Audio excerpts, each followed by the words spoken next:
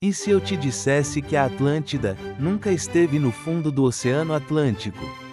Que talvez ela nem tenha sido uma ilha gigantesca, mas sim uma das civilizações mais antigas da história, a Suméria. Parece loucura, né? Mas segura essa ideia, porque os detalhes vão te deixar de queixo caído. Platão descreveu a Atlântida como um reino avançado, com tecnologia impressionante, que afundou em um único dia. Mas e se ele não estivesse falando de um continente perdido, mas sim de um povo que realmente existiu, e que a arqueologia tenta esconder há séculos? Você já parou para pensar por que tantas civilizações antigas falam de um dilúvio global? O Gilgamesh, a Bíblia, os Maias, todos contam a mesma história: céu rachado, terra engolindo cidades, sobreviventes escolhidos. Será coincidência? Ou será que houve mesmo um colapso global, e a Suméria foi o epicentro disso tudo? Hoje, vamos mergulhar em pistas históricas, textos esquecidos e descobertas arqueológicas que ligam a Suméria diretamente à lenda da Atlântida. E no final, você vai se perguntar: será que a história que a gente aprendeu na escola está completamente errada? Este não é só mais um vídeo de teoria da conspiração. É uma investigação baseada em fontes reais, escritas cuneiformes, mapas antigos e o que os historiadores não querem que você saiba. Se você ama fatos históricos, curiosidades que desafiam o óbvio e detalhes históricos que fazem tudo fazer sentido, então se inscreva e ative o sininho, porque isso aqui vai explodir sua mente. Mas antes de continuar, me responde: você acredita que a Atlântida pode ter existido? Comenta sim ou não aí, porque o que vem a seguir vai depender da sua resposta. Mas antes de provar essa ligação, precisamos voltar ao começo. Quem foram os sumérios, e por que eles são tão misteriosos que até os egípcios parecem simples perto deles? Imagina isso: por volta de 4000 a.C., do nada, surge no sul da Mesopotâmia, o atual Iraque, uma civilização que já domina a escrita, a matemática, a astronomia e até a engenharia hidráulica. Não foi devagar, não foi em etapas. Eles chegaram prontos. É como se, do dia para a noite, um povo soubesse construir cidades inteiras, criar leis, calendários e templos gigantescos. E o mais bizarro, eles dizem que não eram daqui. Literalmente, os sumérios acreditavam que sua sabedoria veio dos deuses, que desceram do céu e os ensinaram tudo. Agora, pensa comigo: será que deuses eram só metáfora, ou seres reais com tecnologia avançada? Eles chamavam esses seres de Anunnaki, e segundo as tábuas cuneiformes, eles vinham de um lugar chamado Nibiru, um planeta além do nosso sistema. Parece ficção científica? Pode até parecer, mas o que não dá para ignorar é que os sumérios tinham conhecimentos que só deveriam ser descobertos milênios depois. Eles usavam o sistema sexagesimal, base 60, que é a origem dos 60 segundos, 60 minutos e 360 graus. E não foi sorte, foi cálculo avançado, algo que nem os gregos dominavam com tanta precisão. E aqui está o detalhe que arrepia: os sumérios não tinham ancestrais. Não há vestígios de evolução cultural lenta, como aconteceu com outros povos. Nada de ferramentas rudimentares, nada de escrita primitiva. Do 0 ao 100 em tempo recorde. Arqueólogos chamam isso de civilização emergente do nada, e isso é tão incomum que alguns especialistas, como Zecharia Sitchin, passaram décadas tentando decifrar se foi intervenção ou milagre. Mas se os sumérios vieram com tecnologia de outro mundo, será que isso explica por que sua civilização desapareceu tão rápido? Porque agora vamos falar do verdadeiro mistério: o colapso súbito, e como ele combina perfeitamente com a descrição de Platão sobre a Atlântida. Platão descreveu a Atlântida como uma civilização poderosa, avançada e moralmente corrompida que foi destruída por um cataclismo em um único dia e uma única noite. Soa familiar? Porque é exatamente isso que os textos sumérios e acadianos descrevem: cidades inteiras engolidas, rios virando desertos, céus pegando fogo. O poema babilônico Enuma Elish fala de um dilúvio cósmico. O épico de Gilgamesh conta a história de Utnapishtim, o Noé, da Mesopotâmia, que sobreviveu porque foi avisado de um grande dilúvio.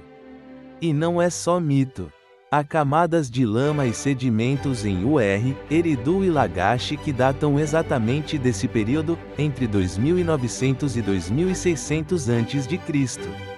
Agora, presta atenção nisso. Essas camadas têm até 8 metros de profundidade em alguns locais. Isso não é enchente de rio. Isso é tsunami. Ou algo pior. Geólogos como Ryan e Pittman já propuseram a teoria do dilúvio do Mar Negro, um rompimento catastrófico que inundou uma região inteira. Mas será que foi só isso? Porque os sumérios não só descrevem o dilúvio, como também falam de fogo do céu, ventos que rasgavam a terra, e deuses que batalhavam no alto. Parece mais um evento cósmico ou até um conflito tecnológico do que uma simples enchente. E aqui está o link direto com a Atlântida. Platão diz que a ilha estava localizada, além das colunas de Hércules, o Estreito de Gibraltar. Mas será que isso foi uma má tradução, ou uma distorção intencional? Alguns estudiosos, como Rainer Kuhn, sugerem que além pode ser uma metáfora geográfica. E que o que Platão chamou de mar exterior pode se referir ao Golfo Pérsico, que, na época do último glaciar, era uma planície fértil, hoje submersa. Ou seja, a ilha da Atlântida pode ter sido a planície entre o Tigre e o Eufrates, antes de ser inundada. Mas se a Suméria foi destruída por um dilúvio real, de onde veio toda aquela tecnologia avançada que eles tinham? Porque agora vamos falar da peça que faltava no quebra-cabeça, os Anunnaki. Seriam eles deuses, ou colonizadores de outro mundo? Segundo as tábuas sumérias, os Anunnaki não eram deuses no sentido religioso, eram seres físicos, que caminhavam entre os homens, comandavam cidades e até tinham filhos com humanas. O texto Atrahasis e o Enuma Elish mostram claramente: eles vieram da terra, fizeram o homem para trabalhar nas minas, e depois se afastaram. Mas aqui está o detalhe assustador: eles tinham tecnologia que parecia mágica. Carros que voavam, chamados de Merkabah, vozes que vinham do céu, e até algo que soa como armas de energia. Zecharia Sitchin traduziu isso como veículos de fogo e sons que abalam montanhas. Seria só poesia, ou descrições primitivas de tecnologia avançada? Agora, pensa nisso: por que um povo inventaria uma história tão complexa, com nomes, hierarquias, viagens espaciais e guerras cósmicas, se não tivesse testemunhado algo real? E mais, os sumérios tinham mapas estelares precisos. Conheciam Júpiter, Saturno, até Plutão, séculos antes de qualquer telescópio. Eles descreviam um sistema solar com 12 corpos celestes, incluindo um planeta chamado Nibiru, com uma órbita elíptica de 3.600 anos. A NASA nunca confirmou isso, mas em 2016, cientistas do Caltech anunciaram a hipótese de um planeta X, exatamente na região que Nibiru deveria estar. Coincidência? Ou será que os sumérios sabiam de algo que a ciência está só começando a desvendar? E aqui está o ponto mais perturbador: os Anunnaki não só vieram, como podem ter voltado. Porque após o dilúvio, os textos dizem que os deuses se retiraram. Mas não desapareceram. Eles continuaram aparecendo em sonhos, oráculos e até em guerras, como se monitorassem a humanidade. E se a Atlântida não foi destruída por um terremoto, mas por uma guerra entre facções dos Anunnaki? Platão fala de uma civilização que se corrompeu e desafiou os deuses. E se isso for uma metáfora para uma rebelião humana contra seus criadores? Mas se tudo isso for verdade, por que a história oficial ignora essas evidências?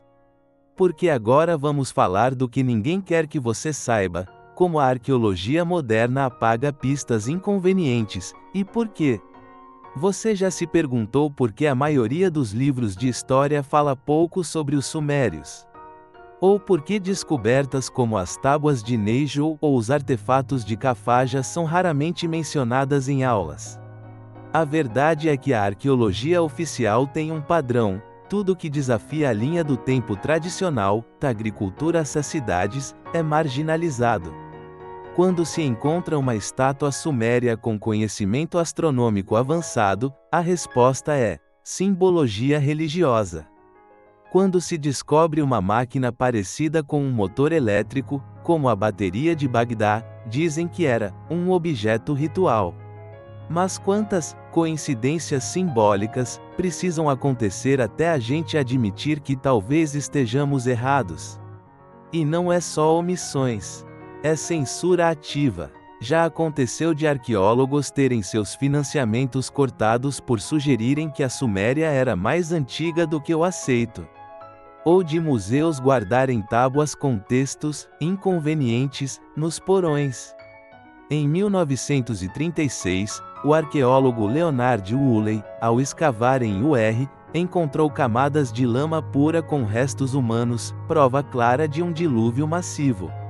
Mas em vez de anunciar uma descoberta revolucionária, ele minimizou: foi só uma enchente local. Só que camadas idênticas foram encontradas em dezenas de sítios na Mesopotâmia, todas na mesma época. Isso não é local, é regional, é global. E aqui está o ponto crucial: se a Suméria foi de fato a Atlântida de Platão, então a história da humanidade precisa ser reescrita. Porque isso significaria que houve uma civilização avançada antes do Egito, antes da Índia, antes de tudo.